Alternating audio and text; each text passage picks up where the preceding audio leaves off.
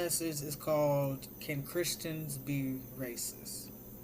And I know that kind of sounds like a stupid question to ask, but if you look at America's politics, you see that the Republican Party has always claimed to be the party of God, always have claimed to be the conservative party, the party of faith.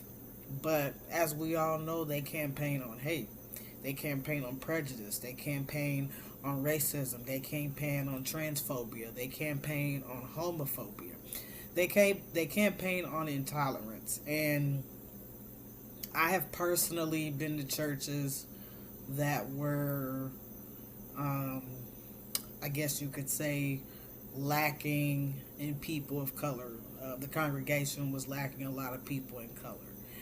And despite the Bible talking about loving thy neighbor and loving the foreigner and accepting everyone as they are, the racism and the prejudice could be felt in the room. The stares, the looking up and down, the the not speaking to me. So that motivated me to write this sermon. And my biggest motivation to write this sermon was, or is, the Republican Party. Just sitting back and watching the dysfunction that is in the party. The presidency and the election of Donald Trump also inspired this message. Because again, they call themselves conservatives and Christian and, the party of traditional values, of Christian values, stuff like that. But their actions aren't becoming of a Christian. They're not Christ-like. Nothing they say or do is Christ-like. So I wanted to take a couple of scriptures and break down exactly what the Bible says about prejudice, racism, partiality, and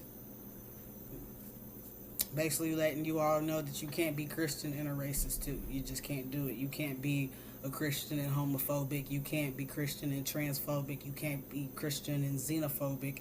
You can't have any prejudices as a Christian because God shows no partiality.